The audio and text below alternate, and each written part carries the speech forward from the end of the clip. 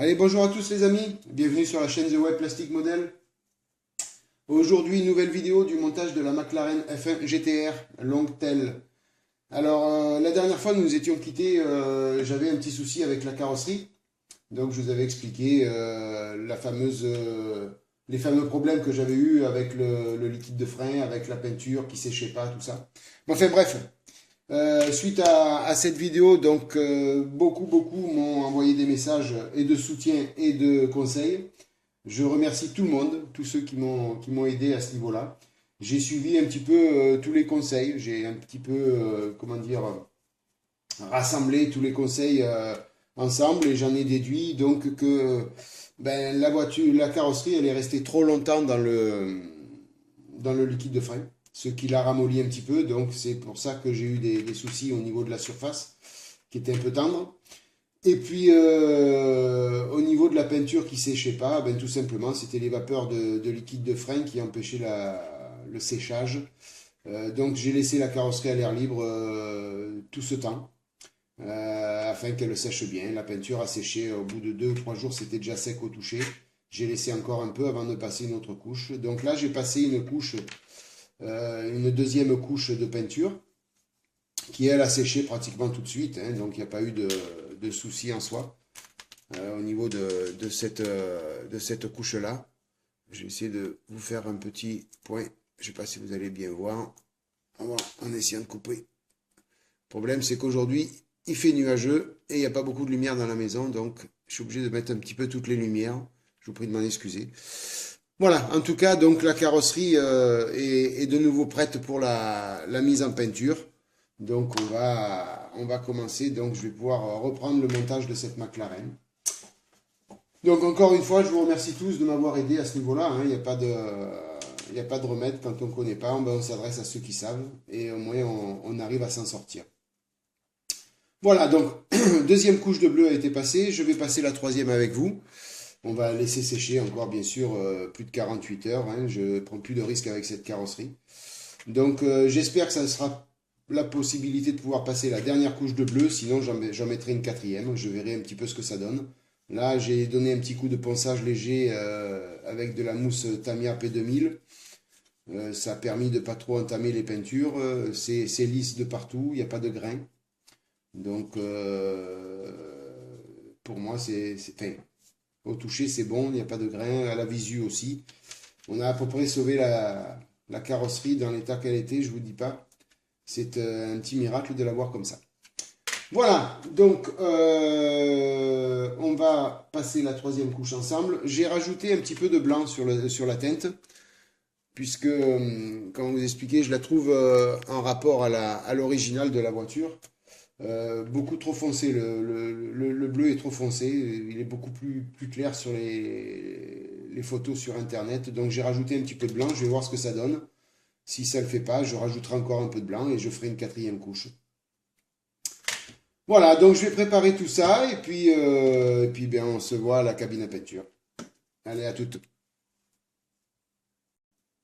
Je vais retirer le petit bout de la buse. Alors, en définitive, je vous avais parlé de cet aéro là que j'avais acheté pour faire les carrosseries. Alors, il s'avère que si je laisse ce petit embout là, que vous voyez ici, là, le petit embout, ça me fait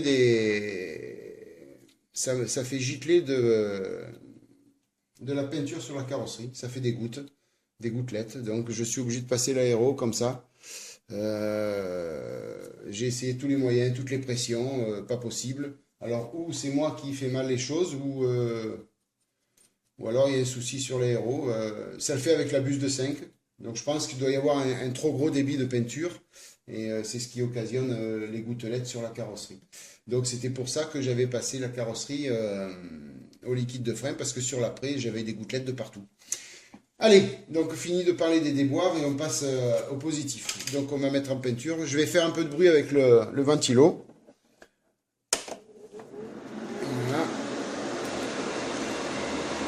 Alors je peins toujours une petite pièce pour faire mes essais. Au moins j'essaye, je vois si les peintures tiennent le coup, si ce que je fais est bon. Voilà. Tout ce que je le teste là-dessus avant de le tester sur la carrosserie. Alors, ça permet de ne pas avoir de soucis.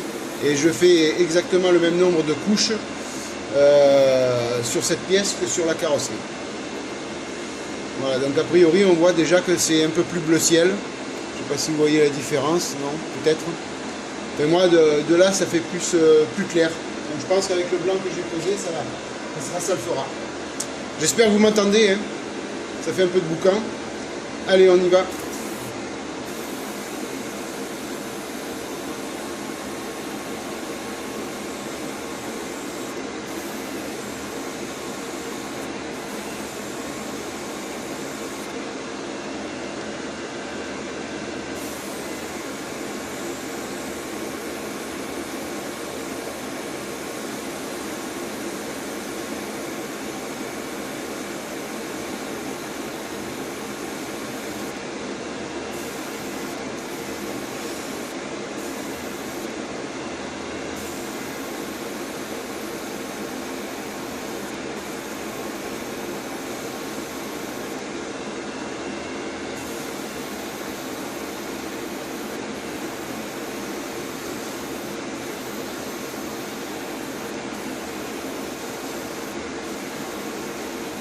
Alors, je pense qu'au niveau du bleu ciel, ça le fera.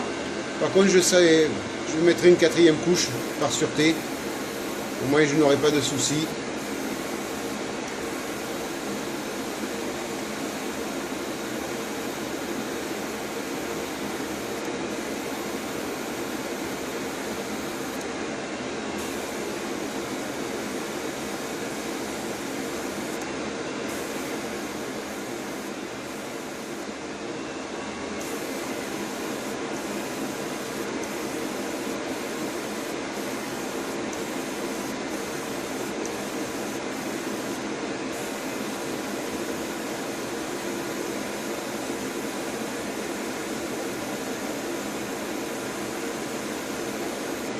Je vais essayer de chercher un petit peu le mouillé, voir si c'est pour obtenir un brillant déjà, mais avec le vernis ça fera l'affaire déjà.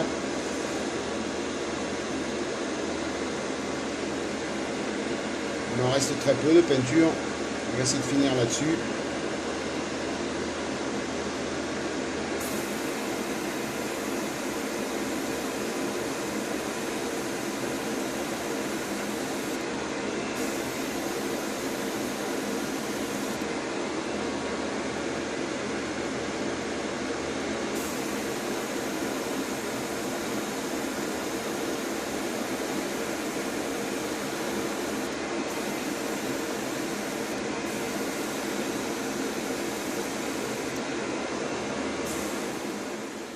Voilà, j'ai nettoyé l'aérographe, j'ai tout rangé les peintures et je vais vous montrer donc le résultat de la 3e couche. Donc le bleu me satisfait, il est un peu plus pâle que celui que j'avais passé avant. Je pense que je vais en rester là, je ne vais pas rajouter de blanc. Par contre, donc la carrosserie sèche bien, hein, sèche rapidement maintenant, elle a retrouvé son rythme. Par contre, donc comme j'avais rencontré ce même problème sur le Samba Bus, pour ceux qui me suivent, ce bleu que j'utilise que j'ai utilisé pour faire cette couleur, c'est le X14 de chez Tamiya. Et malheureusement, si on remue pas le godet de l'aérographe en permanence, le bleu s'éparpille un peu, donc après ça fait des traces. Je ne sais pas si vous allez pouvoir vous en rendre compte. Voilà, ouais, vous voyez, ça fait des petites traces bleues là. Bon, c'est pas méchant, hein. Au ponçage, je vais atténuer, et puis après la dernière couche, la 4e couche, je la passerai en remuant bien le godet sans arrêt, afin qu'il n'y ait pas ces différences de couleurs. Mais c'est paradoxal, ce X14, il est problématique pour ça. C'est une super belle couleur, mais problématique à ce niveau-là. Il faut le remuer en permanence, sinon on a ces petites différences de couleurs. Bon, c'est pas méchant, hein. Pour moi, la carrosserie, j'ai l'impression qu'elle est... On a jeté un sort sur cette carrosserie pour pas que ça se passe bien. Non, je plaisante. C'est pas méchant, je vais donner un petit coup de ponçage et puis ça ira bien après. Voilà, donc la carrosserie maintenant, je vais la laisser sécher au moins 48 heures. Donc tout à l'heure, je vous expliquais, je ne sais pas si vous avez bien entendu, si vous avez bien entendu tout à l'heure avec la ventilation. Donc j'ai cette petite pièce qui était dans un autre kit, je crois que c'était le toit du Samba Bus, il me semble bien. Donc je l'utilise à chaque fois que je fais une carrosserie. Maintenant, je vais utiliser ce petit morceau de plastique. Donc il ira faire plusieurs séjours dans le liquide de frein, puisque bien sûr je vais retirer toutes les peintures à chaque fois que j'aurai fini les carrosseries. Mais ce que je fais sur la carrosserie, je le fais sur la pièce en plastique. Pourquoi? Parce que dès l'instant où je vais poser un décalque, par exemple, je vais poser un petit décalque là-dessus, je vais voir la réaction avec le vernis avant et je passerai après donc sur la carrosserie. Je veux plus qu'il y ait de problème sur mes carrosseries. Donc je fais tous les essais là-dessus au fur et à mesure que je fais la carrosserie. Et comme ça, je vois si j'ai pas de soucis et si je peux aller sur la carrosserie faire les choses.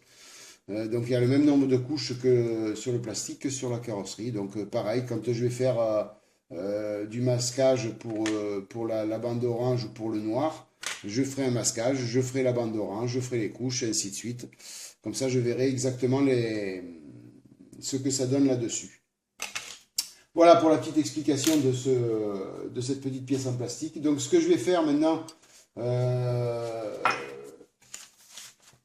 donc sur la notice, quoi qu'il arrive, je suis bloqué, j'ai besoin de la carrosserie terminée, puisque je vais retirer tous les papiers qu'il y a à l'intérieur, on n'en a pas besoin. Donc j'en étais là, ici, donc où nous avions ensemble fini l'assemblage du châssis avec la baignoire et puis le côté moteur. Donc j'ai toujours les ceintures de sécurité à faire, je les ai toujours pas faites. Et puis donc après, ben, il faut la carrosserie pour continuer. Donc ce que je vais faire, c'est que je vais m'occuper des pièces transparentes, mettre le cache pour peindre en noir satiné les rebords des pièces transparentes. Voilà, je prépare tout ça, puis je vous reprends après. Donc, les pièces transparentes qu'il va nous falloir, donc c'est les deux petites vitres latérales et puis la vitre, le pare-brise. Donc ils sont là. Alors, il n'y a pas beaucoup de rayures, on va essayer de travailler proprement là-dessus. On va essayer de ne pas faire les imbéciles. Je vais essayer de ne pas faire l'imbécile.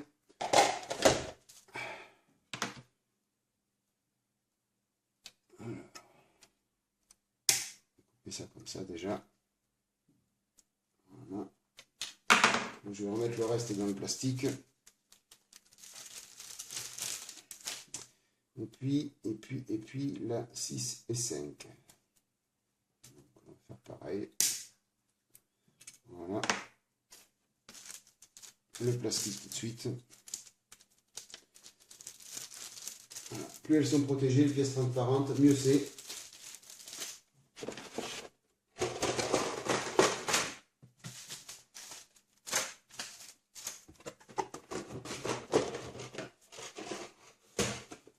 Alors, donc,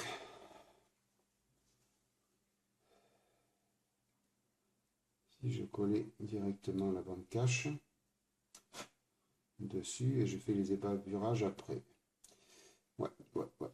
Ça permettra d'éviter les rayures déjà à l'intérieur. Donc, ce qu'il y avait de bien dans ce kit Fujimi, c'est qu'on avait les caches ici. Donc, on n'a pas besoin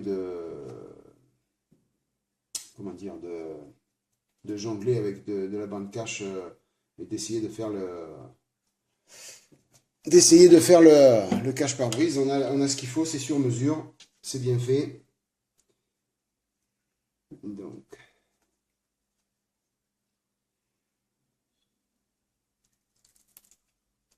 le voilà, le type.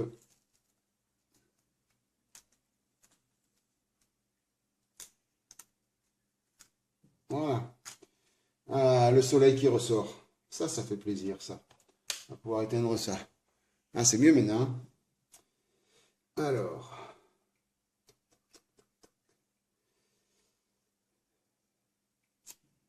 On va essayer de faire ça proprement. Et surtout de ne pas se planter. J'espère que vous êtes... Je vais être dans le cadre. Voilà. Là, je suis bien.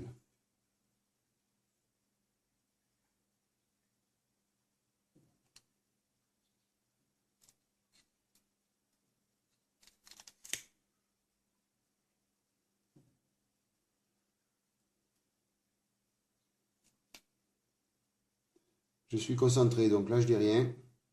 Je m'en excuse. J'essaye de poser ça comme il faut. Ouais, loupé. Loupé, loupé, loupé. Alors, je vais essayer dans ce sens. Il ira peut-être mieux.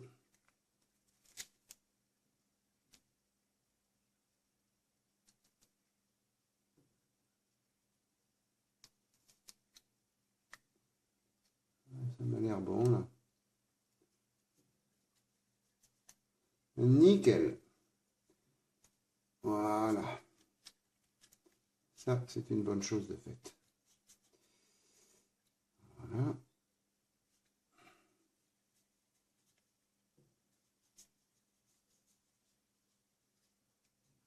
C'est quand même pratique d'avoir ces petits caches tout faits, là. Dommage que sur beaucoup d'autres kits, ça n'y est pas. Ça devrait être... allez, on va dire ça devrait être obligatoire. Comme ça, au moins, on est tranquille, on a ce qu'il faut. Parce que c'est des fois un peu un casse-tête pour les faire sur mesure. C'est souvent là qu'on arrive à rayer les... Oh ben voilà, en faisant ça aussi, on arrive à rayer. Imbécile. Ouais, c'est souvent en faisant les caches qu'on arrive à rayer un petit peu ces pièces transparentes. Et là, c'est vrai que de l'avoir tout fait, c'est hyper pratique. Voilà pour lui. Hop. Alors, après. Donc on a là dessus. Attends, ça fait 1 heure que je ne suis pas dans le cadre. Vous pouvez pas me le dire sinon? Aïe, aïe, aïe, aïe, aïe, Thierry.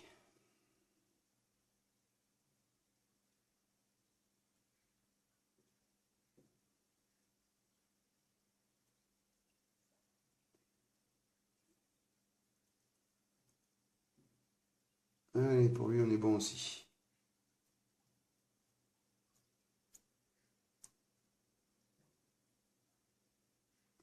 Voilà.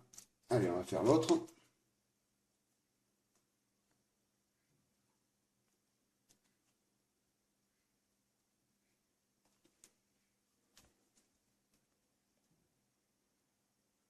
J'espère que j'ai été dans le cadre tout à l'heure.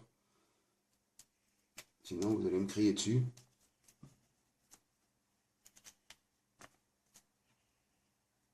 Thierry, tu n'es pas dans le cadre.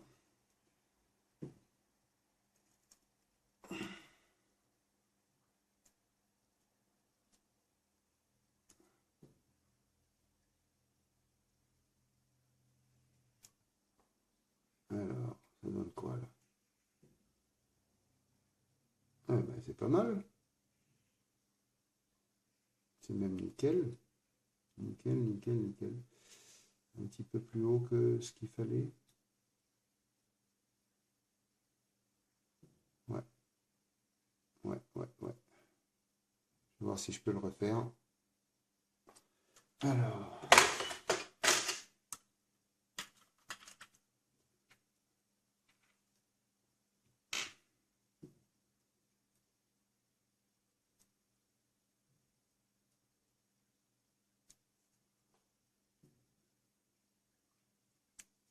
Voilà.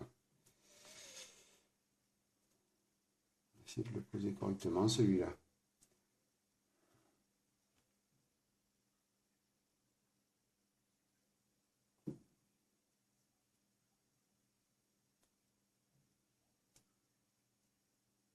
Ah, on est bon là.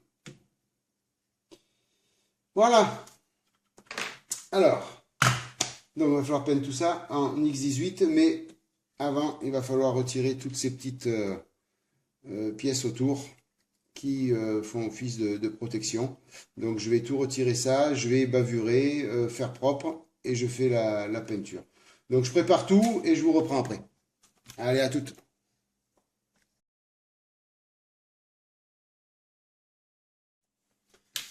Voilà, j'ai tout préparé.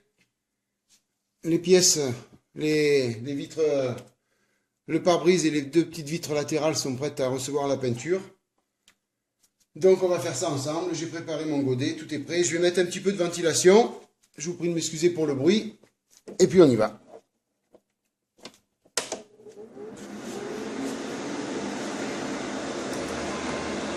Voilà. Donc là je suis sur une buse de 0,3. Hein.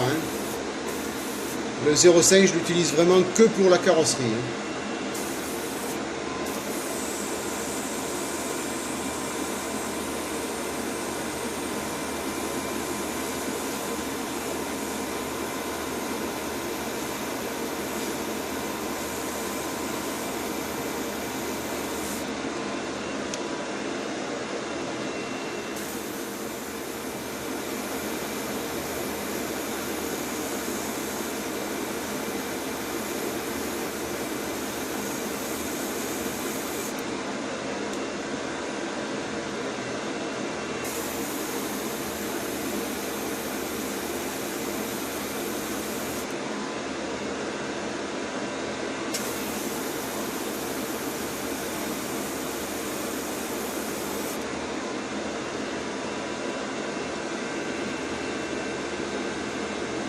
Là, je mets que de l'air pour sécher, afin de pouvoir appliquer encore une couche.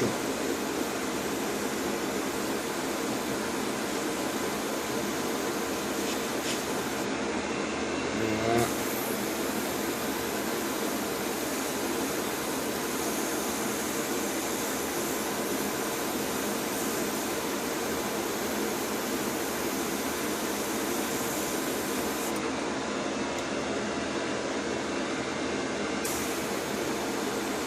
Pareil, je sèche un peu.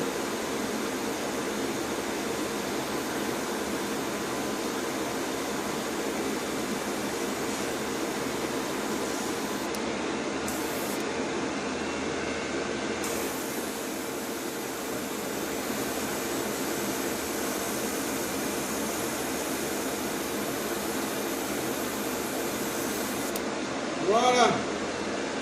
Écoutez, je vais tout ranger, tout nettoyer, puis je vous reprends après. Allez, à tout. J'ai fini de peindre donc les pièces transparentes. Donc ça s'est bien passé. Il y a juste au démasquage, un petit peu dans les angles, c'est un petit peu parti. Il y a de la peinture qui est partie dans les angles. Voilà, vous voyez ici. Je vais vous montrer. Voilà, ici, là. Il y a un petit peu de peinture qui est partie en démasquant. J'ai pourtant démasqué très doucement.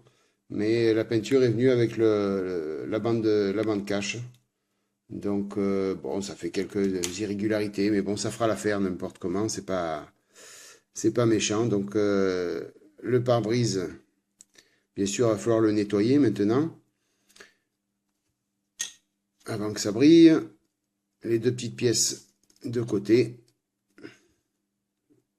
Voilà. Alors, j'avais oublié aussi dans la partie, je vais vous montrer ça. J'avais oublié de dégrapper une pièce. Voilà. Alors, ah, ça sera peut-être mieux comme ça. Voilà. Alors, toc. Voilà. La A10, j'avais oublié de la dégrapper. Donc la B11, elle, ici, elle est déjà sur la carrosserie. Hein, puisque je l'avais collée en préparant la carrosserie. Et celle-ci, donc je l'ai dégrappée. Hein. Elle est ici. Voilà. Donc il y aura juste les petits échappements à faire en fer brûlé. Donc je ferai ça. C'est quelque chose qui vient à l'intérieur, donc pas de peinture dessus. Hein. Je vais mettre un peu plus de lumière là quand même, parce que là on n'y voit pas bien. Voilà, ça va comme ça. Non, comme ça. Voilà, ça va en dessous là. Donc pas la peine de peindre cette pièce, hormis les sorties d'échappement. C'est tout.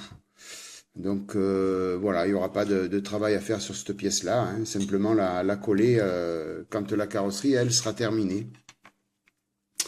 Voilà, ben écoutez, donc la vidéo, ben je vais l'arrêter là.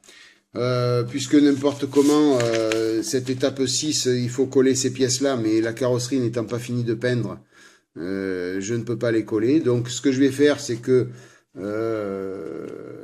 hors caméra, je vais finir cette carrosserie, histoire que je puisse après avancer en rapport à la notice.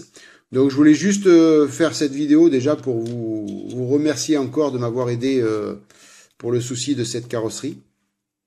Et puis vous remercier donc de cette aide précieuse qui m'a été fait. Donc voilà, donc ça va suivre son cours. Donc là, je vais laisser sécher donc pendant 48 heures et puis effectuer un petit ponçage ici.